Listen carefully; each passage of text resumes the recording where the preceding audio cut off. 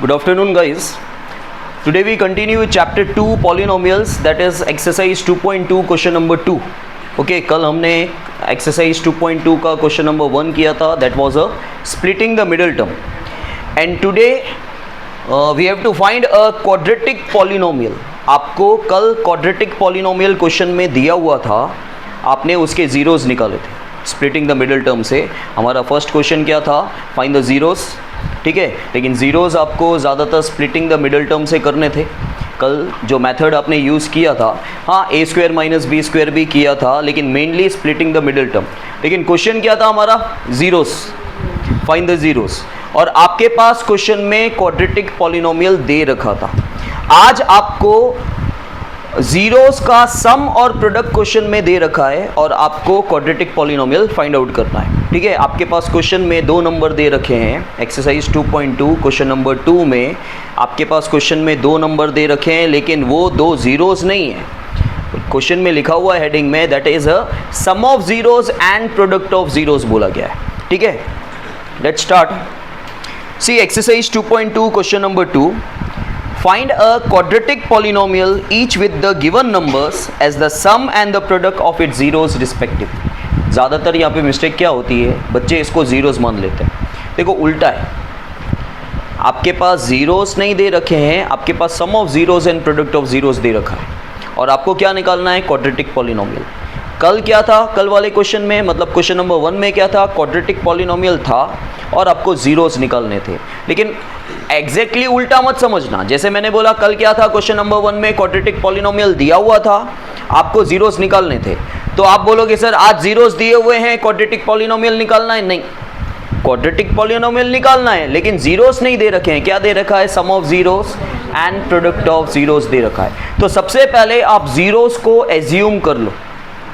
तो हम यहाँ पे क्या करेंगे? Let alpha and beta be the zeros of given quadratic polynomial.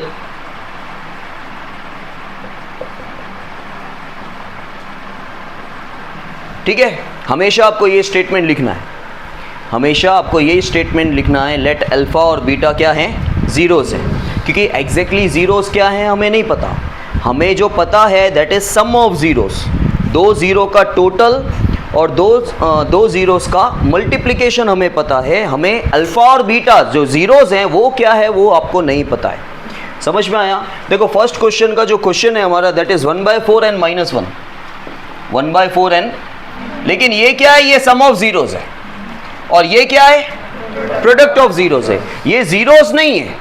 काफ़ी बच्चों को क्या लगता है ये अल्फ़ा है ये बीटा है. नो, अल्फ़ा बीटा नहीं है. This is alpha plus beta and this is alpha into beta. समझ में आया? और हमने ज़ीरोज़ का क्या ले लिया? हमने ज़ीरोज़ को ले लिया अल्फ़ा एंड बीटा. अच्छा, देयरफॉर अल्फ़ा प्लस बीटा, क्योंकि अब हमने ज़ीरोज़ को मान लिया. ज़ीरोज़ क्या हैं? अल्फ़ा और बीटा है. तो अल्फ़ा प्लस बीटा क्या है? 1/4. और अल्फ़ा इंटू बीटा क्या है? देखो भाई, मैं कुछ भी खुद से नहीं कर रहा हूँ, क्वेश्चन में लिखा हुआ है, हेडिंग में ऊपर लिखा हुआ है कि आपको क्वाड्रेटिक पॉलिनोमियल फाइंड करना है. और जो दो नंबर दिए हुए हैं उसमें से पहला नंबर जो है that is a sum of zeros और दूसरा नंबर जो है that is a product of zeros. Heading में दिया हुआ है. ठीक है, तो मैंने वही लिखा है, सम ऑफ ज़ीरोज़ मतलब अल्फ़ा प्लस बीटा. ठीक है, दैट इज़ 1/4 और प्रोडक्ट ऑफ ज़ीरोज़ मतलब alpha into beta that is -1. अच्छा, अब आपको एक चीज़ याद रखनी है, इक्वेशन याद रखना है, मतलब पॉलिनोमियल जो आपको बनाना है quadratic polynomial. See px equals to x square minus alpha plus beta into x plus alpha into beta. ये आपको याद रखना है. px equals to, ये क्वाड्रेटिक पॉलिनोमियल का फॉर्म है. px equals to जो आपको बनाना है x square minus alpha plus beta into x plus alpha into beta. 9th standard में आपको x plus a x plus b वाली आइडेंटिटी याद है. लेकिन वहाँ पे क्या होता था? वहाँ पे a और b यूज़ होते थे और यहाँ पे प्लस आता था. a और b की जगह सेम आइडेंटिटी अल्फ़ा और बीटा यूज़ करोगे और माइनस पीछे प्लस, दोनों जगह प्लस नहीं है, यहाँ पे माइनस आ रहा है. आपकी x plus a x plus b वाली आइडेंटिटी जो थी वो सेम ही थी, x square plus a plus b into X plus a into b, वो सेम ही है. a और b की जगह अल्फ़ा और बीटा आ रहा है और यहाँ पे बस ये याद रखना, बाकी कुछ भी नहीं है। अब आपको क्या करना है, एक्स स्क्वायर की जगह x square, alpha plus beta क्या है, एक्स की जगह एक्स, और अल्फा इंटू बीटा कितना है, किसी भी नंबर के आगे दो साइन नहीं होना चाहिए, तो प्लस माइनस। अच्छा, अब एलसीएम लिया जाएगा क्योंकि तीन नंबर हैं, तीनों अपॉन में नहीं है, मतलब तीनों फ्रैक्शन में नहीं है, लेकिन एक तो है, एक भी फ्रैक्शन में हुआ तो एलसीएम लेना होगा क्योंकि बीच में प्लस या माइनस का साइन है। तो एलसीएम किसका लिया जाता है, डिनोमिनेटर्स का, लेकिन इसका डिनोमिनेटर कुछ नहीं है, इसका भी डिनोमिनेटर कुछ नहीं है, तो 1 लेंगे। 1 4 1 का एलसीएम आएगा 4, क्योंकि 1 का इंपॉर्टेंस नहीं होता। अच्छा, अब जो आपका एलसीएम आया, रिवर्स स्टेप, यहाँ पे चेक करो एलसीएम है, यहाँ पे नहीं है, तो बनाओ 1 4 जा, तो ऊपर भी, यहाँ पे 4 है तो ऊपर वाला सेम नंबर, यहाँ पे 4 है तो बनाओ 1 4 जा, तो ऊपर भी। This is 4 into x square, 4x square, this is minus x, 1x लिखो या x लिखो एक ही बात है, एंड दिस इज 1 4 जा 4। समझ में आया? अब एक चीज़ हमेशा याद रखना, यहाँ पर ऐसा ही होता है, जब आप एलसीएम ले लोगे ना, उसके बाद जो भी आपने एलसीएम लिया ना वो कॉमन निकल जाएगा। क्योंकि देखो एलसीएम क्या होता है पता है, आप बचपन से एलसीएम सॉल्व कर रहे हो, लेकिन एलसीएम होता क्या है, LCM is a common denominator. Common मतलब सेम, जितने भी न्यूमरेटर हैं, 3 हो, 30 हो, 300 हो, 3 लाख हो, अगर उसका एक ही डिनोमिनेटर है दैट इज एलसीएम। ठीक है, वो एलसीएम की वजह से आया है, लीस्ट कॉमन मल्टीपल, उसका फुल फॉर्म है लीस्ट कॉमन मल्टीपल। ठीक है, तो this is a common denominator, ये किसी एक न्यूमरेटर का डिनोमिनेटर नहीं है, ये इसका भी डिनोमिनेटर है, इसका भी डिनोमिनेटर है और इसका भी डिनोमिनेटर है। अब देखो न्यूमरेटर में से कुछ भी कॉमन नहीं निकल रहा है, नहीं निकलेगा, ऐसे ही समझिए। तो ऊपर से कुछ कॉमन नहीं है तो 1, लेकिन नीचे से कॉमन क्या निकलेगा, 4, क्योंकि 4 तीनों के नीचे है। ठीक है, तो आपको एलसीएम के बाद अगर आपका डिनोमिनेटर में नंबर है ना, वो हमेशा कॉमन निकल जाएगा, ऐसा ही सम है आपके पास। ठीक है, तो यहां पे क्या हो जाएगा, यहां पे 1/4, ऊपर से 1 नीचे से 4, 4x square minus x minus 4, ये सेम आ जाएगा क्योंकि ऊपर से तो 1 कॉमन है। अब वैसे सम खत्म हो गया, लेकिन आपको एक स्टेटमेंट डालना है। ठीक है, अब आपको क्या लिखना है, ध्यान देना। नाउ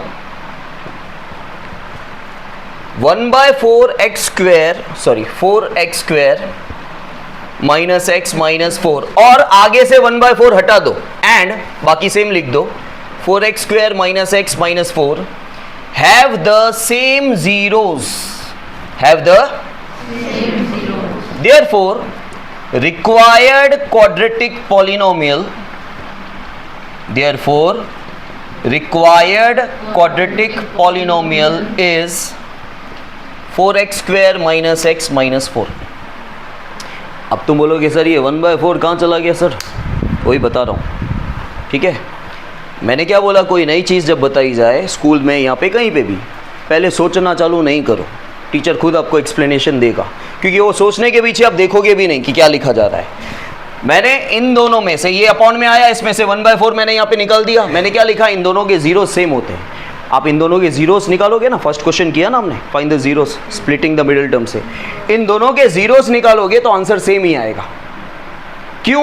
क्योंकि देखो इनके जीरोस निकालने के लिए इक्वल्स टू 0 लिखना पड़ेगा, तो 4 जो डिवाइड में है वो क्रॉस में चला जाएगा, 4 इंटू 0, और इसके जीरोस निकालोगे तो भी सेम ही आएगा। समझे, इन दोनों के जीरो सेम आएंगे, दैट्स वाई हमने यहाँ पे क्या किया, हमने यहाँ से 1/4 हटा दिया, और आपका रिक्वायर्ड क्वाड्रेटिक पॉलिनोमियल आपको क्या लेना है, ये लेना है, क्योंकि इन दोनों के जीरो सेम आते हैं, तो आप वो 1/4 वहाँ से हटा सकते हैं। समझ में आया? क्योंकि जीरोस निकालने के लिए वेरी फर्स्ट स्टेप क्या होता है, आप इक्वल्स टू 0 लिखते हो, तो आपका यहाँ पे जो अपॉन में नंबर है वो कहाँ चला जाएगा, क्रॉस मल्टीप्लाई में जाएगा, 0 इंटू एनीथिंग इज, तो जब ये 4 क्रॉस मल्टीप्लाई में चला जाएगा तो यही बच जाएगा। समझ में आया? Is that clear? चलो एक और सम देख लेते हैं हम फटाफट। सेकेंड सम है हमारा √2 and 1/3 सेट। अब थोड़ा सा कंजस्टेड वे में लिखूंगा, जगह कम है इसलिए। अगेन आपको लिखना है let alpha and beta be the zeros of given, लिखो ना लिखो चलेगा, क्वाड्रेटिक पॉलिनोमियल। अल्फा और बीटा क्या है, जीरोस है। ठीक है, देयरफॉर अल्फा प्लस बीटा क्या है, अल्फा इंटू बीटा क्या है 1/3। इसके बाद पी एक्स इक्वल्स टू, भाई याद रह जाना चाहिए सबको, P X equals to X square minus alpha plus beta into X plus alpha into beta. चलो तुमने भूल से a प्लस बी भी ले लिया, तो जब तुम वैल्यू पुट करोगे तो ध्यान आ जाएगा क्योंकि ऊपर तुमने अल्फा प्लस बीटा लिखा है, ठीक है। Now x square minus alpha plus beta, alpha into beta, again upon में नंबर है तो एलसीएम लेंगे, 1 1 और 3 का एलसीएम 3, तो यहाँ पे ऊपर नीचे 3 से मल्टीप्लाई करेंगे क्योंकि नीचे 3 नहीं है, तो 3x स्क्वेयर, यहाँ पे भी 1 3 जा तो ऊपर भी 3√2x, और ये +1 का +1 क्योंकि नीचे ऑलरेडी 3 है, ठीक है। अब क्या करेंगे, ऊपर से कुछ कॉमन नहीं है तो 1, नीचे से कॉमन क्या आएगा 3, तो अंदर क्या रह गया 3x स्क्वेयर माइनस 3√2x + 1, ये सेम, ओके। अब वही स्टेटमेंट डालना है। Now 1/3 3x square minus 3√2x + 1 and 3x square minus 3√2x + 1 have the same zeros, therefore required quadratic polynomial is 3x square minus 3 in √2x plus 1। आइए समझ में, clear, pause कर दो। Now guys, we continue with the third sum of exercise 2.2 question number 2. Your question is 0 and √5, ठीक है।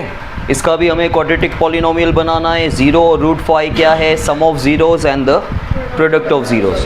तो जैसे पहले दो सम हमने किए वैसे ही थर्ड सम की अल्फा और बीटा को हम लोग जीरोस मान लेंगे, ठीक है, of a given quadratic polynomial। Therefore क्योंकि अल्फा और बीटा जीरोस हैं तो अल्फा प्लस बीटा मतलब sum of zeros is and product of zeros is √5। आप quadratic polynomial बनाएं, x square minus alpha plus beta into X plus alpha into, okay. X square minus alpha plus beta क्या है 0 into X plus alpha into beta क्या है, अच्छा 0 into anything is, तो इस 0 का तो कोई मतलब ही नहीं है, आप हटा दो इसको, डायरेक्टली आप लिखोगे प्लस √5।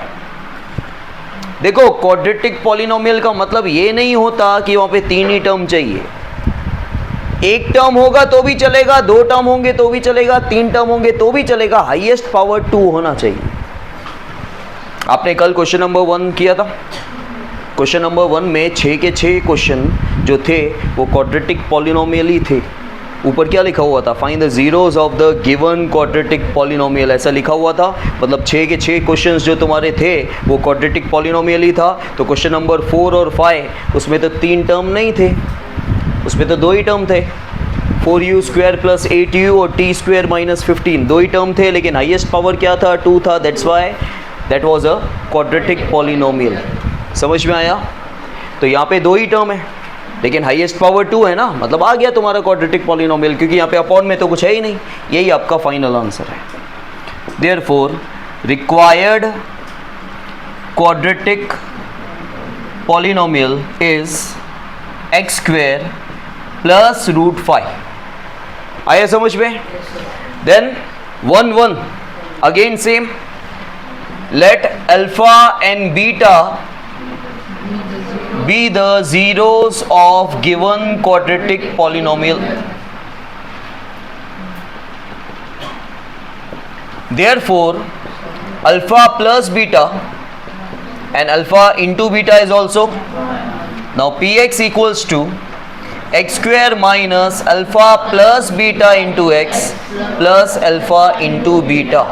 x² की जगह x², alpha plus beta is x, sorry 1 into x and this is 1, so 1 into x is x, ठीक है। अपॉन में कोई नंबर नहीं है, मतलब यही आपका क्वाड्रेटिक पॉलिनोमियल आ गया। Therefore required quadratic polynomial is x² - x + 1। Is that clear? समझ में आया? Pause. Now guys we continue with the find the zeros and verify. जो एक्सरसाइज 2.2 का क्वेश्चन नंबर 1 था उसका एक प्रैक्टिस सम मैं आपको यहाँ पे करवा रहा हूँ, ठीक है। इससे पहले हमने फाइंड द क्वाड्रेटिक पॉलिनोमियल किया था, कल हमने फाइंड द जीरोस किया था, वही सम सेम सम मैं करवा रहा हूँ। लेकिन क्योंकि यहाँ पे आपको रूट नज़र आ रहा है इसलिए ये सब मैं आपको करके बता रहा हूँ। देखो सबसे पहले let P X equals to, अच्छा यहाँ पे हमें पी एक्स लिखना होगा, ओके। देन पी एक्स क्या है, pay attention, 4x square plus 5 root 2x minus 3 equals to. Now guys क्या चेक करना है सबसे पहले, चेक करना है कि जो हमारा फर्स्ट टर्म का वेरिएबल है उसके सामने कोई कोएफिशिएंट है या नहीं, और अगर है तो हमको पहले कॉमन चेक करना है। Very good. सबसे पहले हमें ये चेक करना है कि फर्स्ट टर्म में कोई कोएफिशिएंट है कि नहीं है, ठीक है। अगर है तो आपको ये चेक करना है वो कॉमन निकल रहा है कि, तो देखो कोएफिशिएंट के फर्स्ट टर्म में कोएफिशिएंट है। अब आपको चेक करना है क्या 4, 5 और 3 किसी एक टेबल में जाते हैं, नहीं जाते हैं। तो हम क्या करेंगे इस 4 को, क्योंकि देखो आपको कैसे भी करके वो नंबर वहाँ से हटाना है। अगर वो नंबर वहाँ से नहीं हट रहा है, हटाएंगे कैसे, ऐसे ही तो लात नहीं मार सकते, हटाएंगे कैसे, कॉमन निकलना चाहिए। लेकिन कॉमन नहीं निकल रहा है तो उस नंबर को लास्ट नंबर से मल्टीप्लाई कर देंगे। सो 4 3 12, फर्स्ट साइन प्लस माइनस, दो नंबर सोचो जिनको मल्टीप्लाई करने पर 12 आए, उन्हीं दो नंबर को माइनस करने पर मिडिल टर्म आना चाहिए। अब मिडिल टर्म आपका 5 रूट 2 है, कोई बात नहीं। देखो अब तक हम कैसे जाते थे ना, हमेशा हम लोग पहले ये सोचते हैं, अब उल्टा भी जा सकते हैं, और काफ़ी बार उल्टा जाने से आपको जल्दी पता चलता है। हम लोग अब तक ये सोच रहे थे कि कौन से दो नंबर को मल्टीप्लाई करने पर 12 आएगा और उन्हीं दो नंबर को प्लस या माइनस करने पर मिडिल टर्म आना चाहिए। हमेशा हम ऐसा सोचते हैं कि 12 के फैक्टर्स निकालते हैं कि 12 भाई 6 2 लेंगे, 4 3 लेंगे या 12 1 लेंगे, इनके अलावा और कुछ नहीं। या तो 4 3 होगा, 4 3 3 4 एक ही होता है, लेकिन हमें पहले बड़ा नंबर चाहिए 4 3 या 6 2 या 12 1, ठीक है। लेकिन आप 4 3 लेके देखो तब भी ये नहीं आ रहा है, 6 2 लेके देखो तब भी ये नहीं आ रहा है, 12 1 लेके देखो तब भी ये नहीं आ रहा है, क्योंकि 4 3 12, 4 - 3 1 होता है, वी नीड 5 रूट 2। 6 2 12, 6 - 2 4 होता है, वी नीड 5 रूट 2। 12 1 12, 12 - 1 11 होता है, वी नीड 5 रूट 2। तो तीनों में ही तो नहीं आ रहा है, मतलब इसके अलावा कोई फैक्टर होंगे, बराबर समझ में आ रहा है। तो काफ़ी बार ऐसा भी होता है कि पहले ये नंबर सोचो और उन्हीं को मल्टीप्लाई करके देखो 12 आ रहा है कि नहीं आ रहा है, ऐसा भी कर सकते हो। समझ में आया। पहले आप ऐसे दो नंबर सोच के देखो जिनको माइनस करने पर ये आ रहा हो। अब देखो ये जो है ना पीछे रूट 2, वो x की तरह काम करता है। किसकी तरह, x मतलब वेरिएबल की तरह काम करता है। मैं क्या बोल रहा हूँ समझाता हूँ। जैसे आप लोअर स्टैंडर्ड्स में 3x + 2x करते थे, क्यों करते थे, मतलब अगर आप ये ऐड हो रहा है तो क्यों हो रहा है, मेरा बोलने का मतलब ये क्यों करते थे, मतलब ये ऐड क्यों हो रहा है, लाइक टर्म्स हैं। कैसे पहचाना लाइक टर्म है, दोनों सेम वेरिएबल है और पावर भी सेम। दोनों सेम वेरिएबल है इसलिए लाइक टर्म नहीं होता, याद रखना, उनका पावर सेम होना चाहिए। अगर मैं यहाँ पे ऐसे कर देता तो ये प्लस नहीं हो सकते थे, क्योंकि पावर चेंज हो जाता। वेरिएबल तो सेम है लेकिन इसका पावर 2 है, इसका पावर 1 है, तो ये प्लस माइनस नहीं हो सकते। तो आप बचपन में क्या करते थे, लोअर स्टैंडर्ड्स में आप ये लाइक टर्म है इसलिए आप क्या कर देते थे, 3 + 2 5 x का तो x ही लिखा ना आपने, मतलब x का यूसेज क्या है पता है, खाली पहचानने के लिए कि ये दोनों लाइक टर्म है कि अनलाइक टर्म है। अगर ये लाइक टर्म है तो सॉल्व क्या हो रहा है, x सॉल्व नहीं हो रहा है, आगे वाले नंबर प्लस माइनस हो रहे हैं, कोएफिशिएंट प्लस या माइनस हो रहे हैं। x का तो x ही आया। इन द सेम वे यहाँ पे होगा, इन द सेम वे यहाँ पे होगा, वो रूट 2 का पीछे कुछ नहीं हो रहा है। मतलब आप सोचो, आपको ट्राई करना पड़ेगा। देखो ऐसे आप सोचो, जैसे मेरे दिमाग में आया माइनस करना है, तो चलो मैं 6 रूट 2 में से 1 रूट 2 माइनस करता हूं तो 5 रूट 2 आ रहा है, हाँ आ रहा है, क्योंकि देखो ये लाइक टर्म्स है। रूट वाले नंबर में भी ऐसा ही होता है, आप ऐसा नहीं कर सकते 6 root 2 - 5 cube root of 2, no, क्योंकि ये स्क्वायर रूट है, ये क्यूब रूट है। जैसे वेरिएबल में सेम वेरिएबल होना चाहिए, उसका पावर सेम होना चाहिए, वैसे ही रूट में रूट सेम होना चाहिए तो लाइक टर्म होगा। एक स्क्वायर रूट होगा, एक क्यूब रूट होगा, तो आप उसको प्लस नहीं कर सकते। समझ में आया? तो यहाँ पे भी क्या है, देखो मैंने ये दोनों नंबर लिए, ले सकता हूँ क्योंकि पीछे मुझे आंसर में √2 चाहिए। तो मैंने क्या किया, मैंने सोचा कि 5 कैसे आएगा, 5 7 में से 2 जाएगा तो भी आएगा, 6 में से 1 जाएगा तो भी 5 आएगा, लेके देखो, करके देखना पड़ेगा। तो मैंने 6 में से 6√2 में से 1√2 माइनस किया, तो क्या आया 5√2, ये आ गया। अच्छा, मैंने कौन से दो नंबर को माइनस किया, उन्हीं दो नंबर को मल्टीप्लाई करके देखो 12 आ रहा है। तो देखो मैंने लिया 6√2 इंटू 1√2, 1√2 मतलब √2 ही हुआ। अच्छा 6 1 जा √2 इंटू √2, 6 2 जा आ गया। और अगर आपके दिमाग में ये आता 7√2 माइनस 2√2, तब भी 5√2 तो आ जाता, लेकिन 12 नहीं आता। करके देखते हैं, 7√2 इंटू 2√2, 7 2 जा 14, √2 इंटू √2 2, 28 होता। तो यहाँ पे 28 होता ना तो तुम करते, लेकिन हमारा आंसर आ गया। और कहीं ना कहीं आपका दिमाग जाना चाहिए कि 6 है, √2 है, 6 2 जा 12 होता है, या 4 और 3 पे ऐसा कुछ ध्यान जाना चाहिए। समझ में आया? तो यहाँ पे हमने ले लिया 6√2 एंड 1√2 को खाली √2 भी लिख सकते हो, अगर कन्फ्यूजन हो रहा है तो 1 लिखो। और यहाँ पे भी आएगा 6√2 एंड, तो 6√2 एंड √2। अब एक मगजमारी में से निकले, अब दूसरी मगजमारी आएगी, देखना। ठीक है, इनके साथ x ले लोगे। अब दूसरी मगजमारी किसकी, कॉमन निकालने की। अब ध्यान देना, ठीक है, क्योंकि यही मेन है, आगे का तो कोई पार्ट कुछ है ही नहीं। अब देखो इन दोनों में कॉमन निकालना है, तो वही सेम, एक तो 4 और 6 है, ठीक है, तो कॉमन क्या निकलेगा 2, और √2 कॉमन निकल रहा है क्या,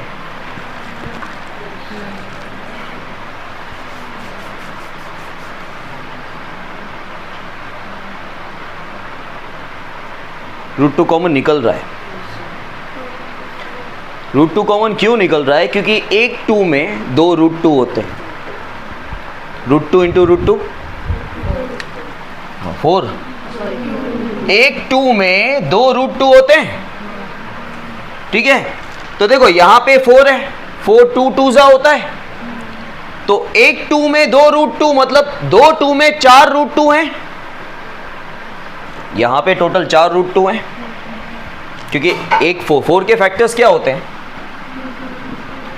2 इंटू 2, और एक 2 में 2 √2 लिख सकते हैं, दूसरे 2 में 2 √2, तो यहाँ पे √2 है।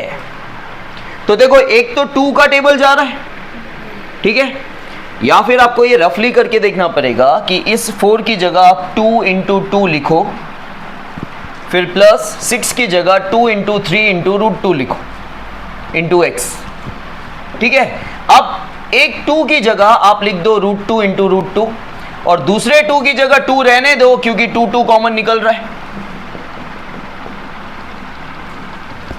तो देखो 2 कॉमन और एक √2 भी कॉमन। अब क्या बचा यहाँ पे √2, अच्छा x कॉमन, तो √2x बचा, और यहाँ पे क्या रह गया, तो आपका कॉमन क्या आएगा पता है 2√2x, अंदर आएगा √2x प्लस 3। 99% बोर्ड में ऐसे सम नहीं आते, ये तो बेसिक वाला भी नहीं करेगा, जो वीक बच्चा होगा वो तो छोड़ ही देगा। अच्छा यहाँ पे क्या है माइनस, ठीक है, इन दोनों में नंबर है, हाँ है, लेकिन ये √2 है, ये 3 है, ठीक है। यहाँ पे 2 का कोई लेना देना, मतलब यहाँ पे ऐसा कोई नंबर जो 2 के टेबल में आता हो नहीं ना, तो कुछ कॉमन नहीं आएगा, तो कॉमन आएगा 1। अब √2x बाहर माइनस है तो अंदर की साइन चेंज हो जाएगी, ये दोनों सेम आ गए, ठीक है, मतलब राइट है। इसको एक बार लिखो और इनको साथ में लिखो, ठीक है, इक्वल्स टू 0 को हटाने के लिए हम लोग क्या करते हैं, x इक्वल्स टू +3 हो जाएगा, √2 जाएगा, x इक्वल्स टू -1 हो जाएगा, 2 √2 जाएगा, आ गए जीरोस। समझ में आया? अच्छा, एक और चीज़ मैं आपको यहाँ पे बताना चाहता हूँ, दैट इज़ मोस्ट इम्पॉर्टेंट। आपको कैसे पता चलेगा कि रूट वाला नंबर जो है वो कॉमन निकल रहा है कि नहीं, ठीक है, वो हम नेक्स्ट लेक्चर में देखेंगे।